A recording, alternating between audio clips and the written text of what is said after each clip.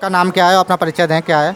Sir मेरा नाम है शांति स्वरूप और मैं जो है अभी फ़िलहाल उप निरीक्षक के पद पे जो है अर्धसैनिक बल सीएसएफ में कार्यरत हूँ और अभी मैं जो है असम में पोस्टेड हूँ। सर जैसे कि अभी हमने देखा कि आपके भाई की जो अभी शादी हुई है, तो सर आप भी जैसे कि एजुकेटेड, आप भी गवर्नमेंट एम्प्लॉय होते हुए आपके भाई सॉफ्टवेयर इंजीनियर हैं और आप अच्छी फैमिली से बिलोंग करते हैं जैसे कि देखने को लग रहा है। तो सर आपकी भाई की जिस तरह शादी हुई है, किसी तरह का बैंड ना बाजा, किसी तरह का आडंबर देखने को मिला है, तो सर आप ऐसा आपने क्यों किया और आप इस शादी से संतुष्ट हैं क्या? जी हाँ, सबसे पहले तो मैं ये बता दूँ, मैं इस शादी से बहुत ही ज़्यादा संतुष्ट हूँ और इसके मेरे कुछ पर्सनल रीज़न हैं। इसमें मैं बताना चाहूँगा लोगों को। इसमें मेरा कोई ये नहीं है कि मैं किसी की तरफ से बोल रहा हूँ या कुछ बोल रहा हूँ। मैं एक पढ़ा लिखा आदमी हूँ और ग्रेजुएशन की हुई है और सर्विस किए हुए मुझे लगभग 5 साल हो गए हैं, तो अच्छे बुरे की थोड़ी बहुत समझ हो ही गई है। मेरी जो माताजी थी वो अपने स्टार्टिंग से ही हमने देखा है, बचपन से ही बहुत ज़्यादा जो है भगवान वगैरह की आस्था रखती थी। तो उन्होंने कई सारे गुरुओं को भी वो सुनती थी, तो साथ साथ में हमारे कान में भी वो चीज़ जाती रहती थी। लेकिन उनको हम देखते रहते कि वो परेशान रहती थी। उन्हें मतलब कुछ चीज़ों से, अध्यात्म की कुछ चीज़ें समझ में नहीं आती थी। धीरे करके एक समय ऐसा आया, कुछ समय वो उन्होंने एक गुरु मिले जिनका नाम है संत रामपाल जी। किसी के द्वारा उनको पता चला कि ऐसे ऐसे गुरु हैं, तो उन्होंने सुनना शुरू किया। तो उनको मन को काफ़ी संतुष्टि हुई। उनके बहुत सारे जो सवाल थे अध्यात्म से जुड़े हुए, वो बहुत सारे क्या सारे के सारे ही सॉल्व हो गए। तो जब वो जुड़ गई तो उन्होंने फिर घर में जो है सुनना शुरू किया, टीवी वगैरह पे जो आता है आस्था आस्था चैनल पे। तो हम लोग तो खैर नई पीढ़ी के हैं, तो इस जगह उस टाइम स्टार्टिंग में उतना ध्यान गया नहीं हमारा। लेकिन घर पे जब चलता रहता था ये सत्संग, तो थोड़ा बहुत कान में जाता रहता था। तो कुछ चीज़ें अब जैसे बड़े होते गए तो हमें भी आध्यात्मिक की चीज़ें कुछ पढ़ी थी, तो हमारे मन में भी कुछ सवाल थे बहुत सारे कि दुनिया क्या है, कैसे है, भगवान क्या है, कैसे चलता है, कैसे रिश्ते नाते। तो बहुत सारे सवाल थे जिनका जवाब हम भी सुने थे बहुत सारे गुरुओं को, अपने नौकरी में भी सुनते रहते हैं जब हम रहते हैं ड्यूटी पे। तो बहुत सारे सवाल थे, तो उन सवालों का जवाब हमें भी नहीं मिला था। वो हालांकि कुछ अलग तरीके के सवाल थे। तो लेकिन जब गुरुजी का ज्ञान जो है हमारे कानों में गया, जिस तरीके से उन्होंने बताया है टीवी में, हमने तो खैर टीवी के माध्यम से ही सुना है, प्रमाणों के साथ जो है अपनी किताब उनके साथ रहती है। जो भी चीज़ वो बताते हैं उसका वो प्रमाण रहता है। बाकी सारे गुरुओं को हमने देखा है वो खाली वर्बली, मतलब शब्दों से बताते हैं, कोई प्रमाण नहीं देते अपनी ज्ञान का।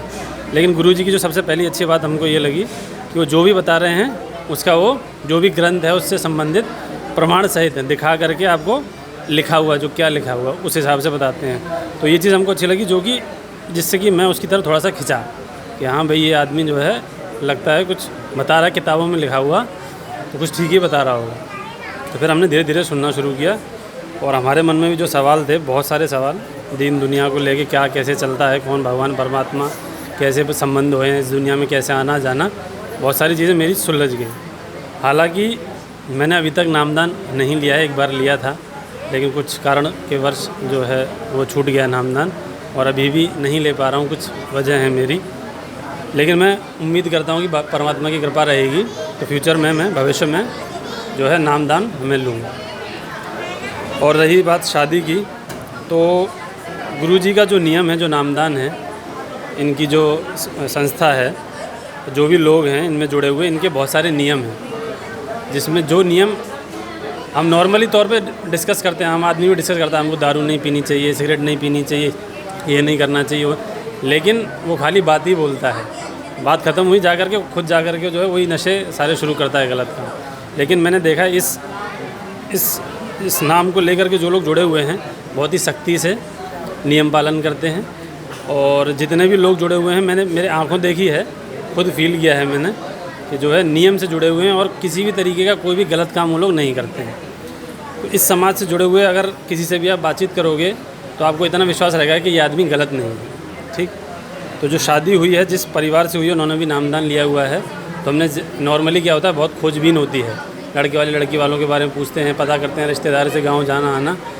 लेकिन क्योंकि मुझे इसके बारे में पता है कि जिस घर में हमारी शादी हो रही है उन्होंने नामदान लिया हुआ है, तो मुझे इतना विश्वास था कि ये गलत आदमी नहीं। तो हमने बिना किसी जांच पड़ताल के जो है हमने कहा चलो ठीक है देख के आते हैं कौन है क्या है। बातचीत करी, हमने जो बातचीत करी वो बातचीत ये थी आप कहाँ कितने पढ़ी लिखी, हमें खाली लड़की से मतलब था कि जो लड़की है कितनी पढ़ी लिखी है, उसने नामदान लिया हुआ है, नियम पालन करती है नहीं करती है, केवल यही चीज़ हमने देखी। और क्या उनकी मर्ज़ी से शादी हो रही है, ये सब चीज़ें हमने देखी। और सबसे मेन मुद्दा जो था, जो सबसे ख़राब लगता है मुझे खुद, बहुत से लोगों को जो जगत वाले हैं मतलब जिन्होंने नामदान नहीं लिया है, वो लोग खुले में तो बातचीत करते हैं कि अरे दहेज लेना गलत है और ये है वो है, लेकिन वो जब आपस में बैठते हैं तभी होता है। जब उनके घर पे आती है वो बात, वो दहेज खुल के लेते हैं।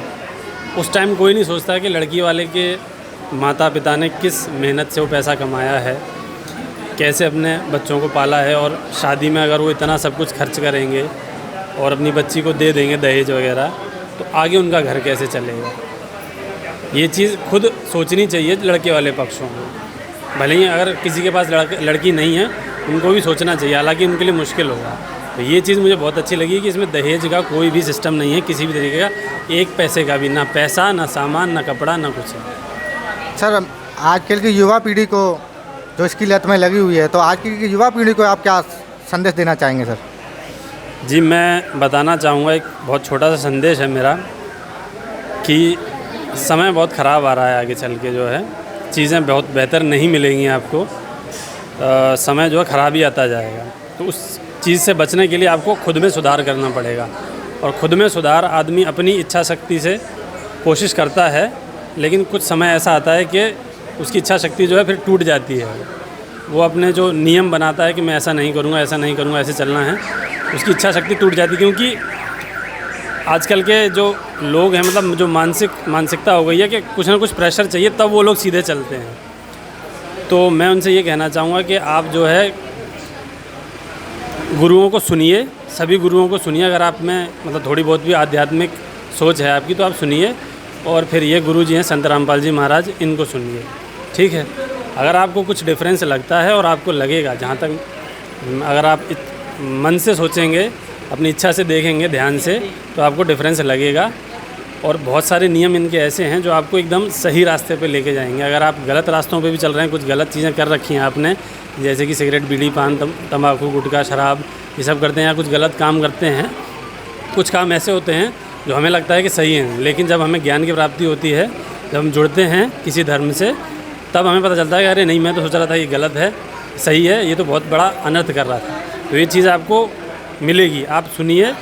मैं नहीं कह रहा आप इधर ही आके देखिए, आप बाकियों को भी सुनिए, एक बार संत रामपाल जी महाराज के वचनों को भी सुनिए, इनके नियमों को जानिए, तब आप डिसाइड करिए कि आपको किस तरफ जाना है।